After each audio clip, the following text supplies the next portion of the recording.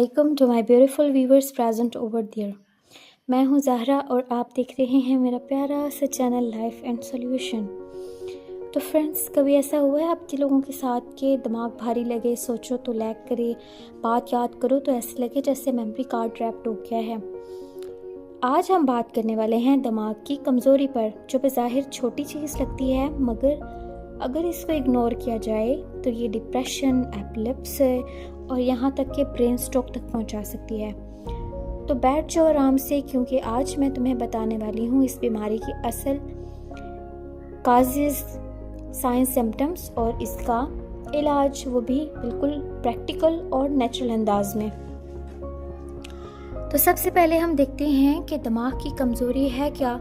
दिमाग की कमज़ोरी कोई चीज़ नहीं, ये दिमागी निज़ाम की परफॉर्मेंस डाउन होने की हालत है।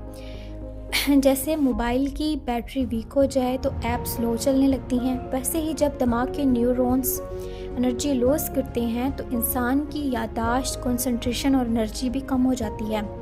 बाज़ औक़ात ये वक्ती होती है, यानी नींद की कमी या टेंशन की वजह से, लेकिन अगर ये हालत लंबे अरसे तक चलती रहे तो दिमाग के सिग्नल स्लो हो जाते हैं और यही चीज़ एपिलेप्सी यानी दौरे की शक्ल इख्तियार कर सकती है। दिमाग कमज़ोर क्यों होता है आखिर? चलो जो हम साबित करते हैं, आखिर देखते हैं कि किन किन वजहों से दिमाग हमारा कमज़ोर होता है। सबसे पहला रीज़न है नींद की कमी। अगर हम प्रॉपर नींद नहीं लेंगे तो हमारा दिमाग रिचार्ज भी नहीं होगा। हमारा दिमाग प्रॉपर नींद से रिचार्ज होता है। नींद की कमी से दिमागी खुलिये टॉक्सिन साफ़ नहीं हो पाते, जिसकी वजह से दिमाग कमज़ोर होने लगता है। ज़्यादा टेंशन दिमाग के हार्मोन्स कोर्टिसोल्स को बढ़ा देती है, जो न्यूरॉन्स को डैमेज करते हैं। जंक फूड ज़्यादा खाने से दिमाग के लिए ये जहर हैं, ये ब्लड सर्कुलेशन को स्लो करते हैं और ये भी दिमाग की कमज़ोरी का सबब बनते हैं। खून की कमी यानी विटामिन B12 और आयरन की, इससे क्या होगा, हमारे दिमाग को ऑक्सीजन कम मिलेगा और दिमाग को एनर्जी भी कम मिलेगी, जिससे हमारा दिमाग कमज़ोर हो जाएगा। लंबे वक्त तक गेम्स खेलना, मोबाइल, सोशल मीडिया यूज़ करना, ये दिमाग को ओवर स्टिमुलेट कर देता है। और ड्रग्स लेना, नशे दिमाग खुलियों को परमानेंटली डैमेज कर देता है। चोट या इन्फेक्शन, सर पर चोट लगना और ब्रेन इन्फेक्शन लाइक मेनिंजाइटिस दिमागी कमज़ोरी या एपिलेप्सी की बड़ी वजह हो सकती है। याद रखो भाई, दिमाग बैटरी है, कोई नेटफ्लिक्स नहीं जो चलता ही रहे। अगर आप लोगों का दिमाग ये इलामात जाहिर कर रहा है तो समझो वो आप लोगों को वार्निंग दे रहा है। ये कुछ सिग्नल्स हैं जो दिमाग हेल्प के लिए भेजता है। बातें याद ना रहना, दिमाग भारी या बोझिल महसूस होना, कम नींद या ख्वाब ज़्यादा आना, छोटी बातों पर इरिटेशन होना, कंसंट्रेट ना कर पाना, आँख या हाथ का कभी कभार कपकपाना, दौड़े पड़ना, ये तमाम साइंस बताते हैं कि दिमाग एनर्जी लूज कर रहा है।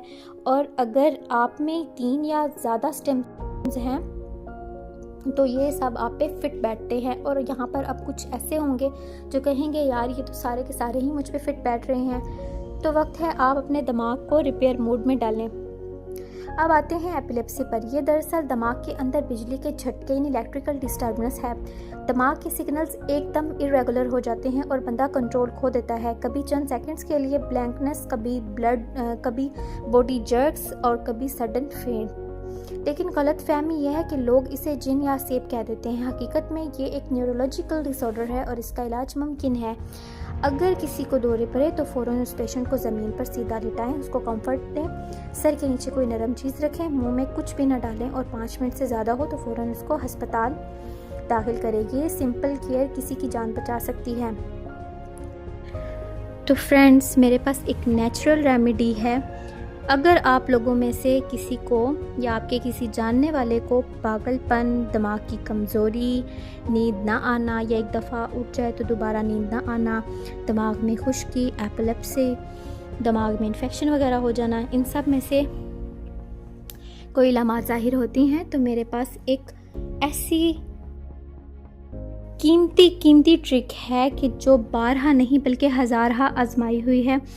इंशाल्लाह आप इसको आजमाएं, आपको 100% रिज़ल्ट मिलेंगे और आप मुझे दुआएं देंगे। तो गाइस, बढ़ते हैं इंग्रेडिएंट्स की तरफ। इसमें सबसे पहले आपने आधा पाव 4 मगज़ लेना है, आधा पाव नारियल का खोपड़ा, आधा पाव बादाम, आधा पाव पिस्ता, आधा पाव मूंगफली और 1 पाव अखरोट। इन सब को आपने पीस कर ग्राइंड कर लेना है और पाउडर फॉर्म में ले आना है।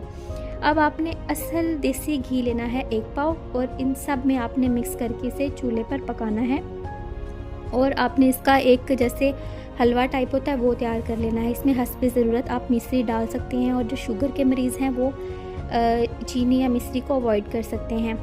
ये हलवा आपने सुबह और शाम मरीज़ को देना है और कोशिश करनी है कि आपने इसके बाद खाना वगैरह नहीं खाना, ये नहीं खाना, इसके बाद आप खा सकते हैं। और दूसरी रेमेडी है तेल। आपने ये तेल बनाना है। इस तेल में आपने मीठे बादामों का तेल लेना है 1 तोला, 1 तोला खसखस का तेल, 1 तोला कद्दू का तेल और 1 तोला आपने गाय का घी लेना है। आपने इन सबको एक ही बर्तन में डाल के अच्छी तरह मिक्स करना है। थोड़ी देर आप इसको धूप में रख सकते हैं और फिर उसके बाद आप इसको अच्छी तरह मिक्स करें और इसको एक महफूज जार में रखें। कोशिश करें कि इसको चूल्हे पे ना पकाएं क्योंकि चूल्हे पे ऑयल को गर्म करने से इसके असरात ज़ाइल हो जाते हैं। आपने इसको एक बोतल में या फिर एक जार में महफूज कर लेना है। अब इसको इस्तेमाल करने का तरीका ये है कि आपने 3 कतरे पेशेंट के नाक में डालने हैं, नथने में लिटाकर पेशेंट को उसके नथने में 3 कतरे डालने हैं और उसे कहना है कि वो ऊपर की तरफ से उसे खींचे। ये तेल उसके नाक से दिमाग से होता हुआ उसके हलक में चला जाएगा और इसी तरह आपने दूसरे नथने में भी 3 कतरे डालने हैं।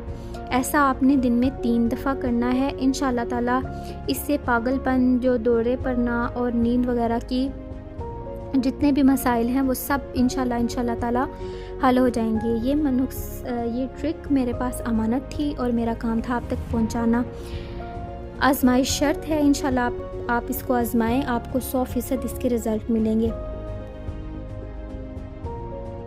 तो जो भी वीडियोस मैं इस चैनल पर अपलोड करती हूँ इंशाल्लाह मेरा आपसे प्रॉमिस है कि वो 100% मुजरबुल ख़ास होंगी, यानी आजमाइश शुदा होंगी और 100% काम करेंगी। अगर आपको मज़ीद कोई रेमेडी चाहिए तो आप मुझे मैसेज कर सकते हैं कमेंट बॉक्स में। बराए मेहरबानी अगर आपको मेरी वीडियो पसंद आई हो तो लाइक करें, शेयर करें, सब्सक्राइब करें और इसी के साथ मैं आपसे इजाज़त चाहती हूँ। फ़ी अमान।